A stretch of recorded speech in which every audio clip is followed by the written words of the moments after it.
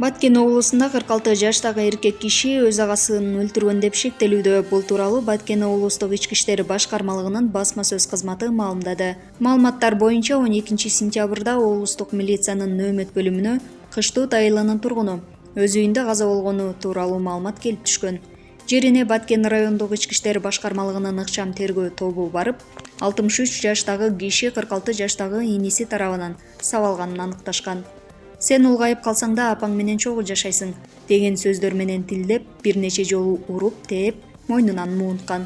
Алган жаратынан улам 63 жаштагы жаран ошол эле түнү окуя болгон жерде каза болгон. Бул факты боюнча материалдар кылмыштардын жана жоруктардын бирдиктүү реестринде адам өлтүрүү беренеси боюнча катталган. Сотко чейинки өндүрүш башталды. Киши өлтүрүүгө шектүү катары кармалган 46 жаштагы жаран убактылуу кармоочу жайына киргизилди, деп айтылат маалыматта. Кыргызстанда шайлоочуларды сатып алгандарга жана ошондой эле добушун саткандарга да жаза каралган. Шайлоочуларга карата жаза эреже бузуулар жөнүндөгү кодекстин 42 беренеси. Шайлоочунун акчалай жана материалдык сыйлык алуусу. Мындай эреже үстүбүздөгү жылдын жай айында кабыл алынган. Эгер шайлоочу өзү же ортомчу аркылуу акча же материалдык баалуулуктарга ээ болсо, ага биринчи категориядагы айып салынат. Белгилей кетсек, эгер шайлоо же референдум өткөрүү алдында жаран добушу үчүн акча же материалдык баалуулук алганын өз ыктыяры менен кабарласа, ал жогорудагы берене боюнча жоопко тартылбайт.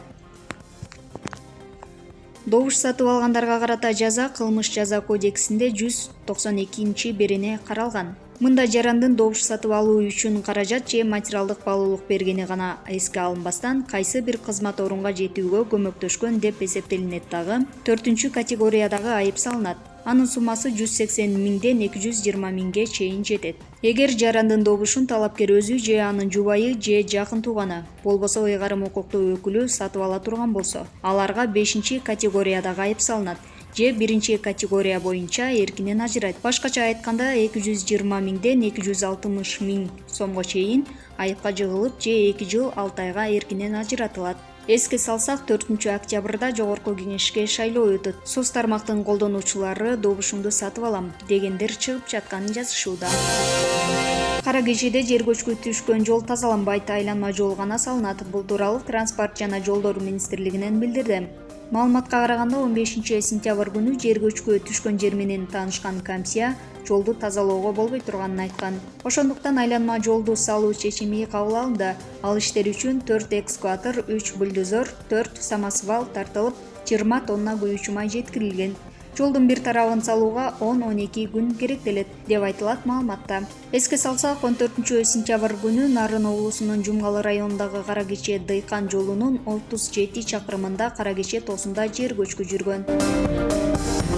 Жалал Абад шаарында 2018 жылы курулган жер астындагы өтмөктө жайгашкан Чакан соода түйүндөрү 14 сентябрда акционго коюлду. Бул тууралуу мэриядан кабарлады. Акционго 230дан ашуун адам катышып, күркөлөр 263 сомдон 11 миң сомго чейин бааланды.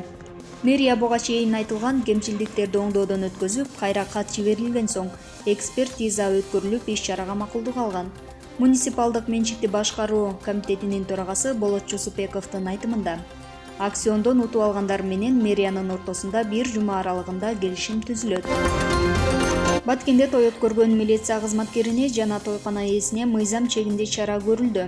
Бул тууралуу өкмөттүн облустагы өкүлчүлүгүнүн басма сөз кызматы маалымдады. Ага ылайык облустук штаб тарабынан коомдук тамактануучу жайлардын, санитардык абалы жана кафе, ресторандарда, атайын эс алуучу жайларда үйдө той өткөргөндөрдү аныктоо боюнча көзөмөл күчөтүлдү.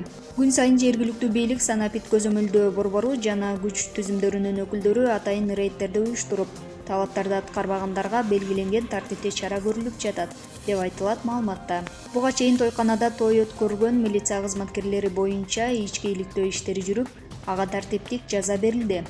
Ал эми той өткөргөн тойкана ээсине жоруктар жөнүндөгү кодекстин 127 беренеси боюнча кылмыш иши козголуп, 30 миң сом пул салынды.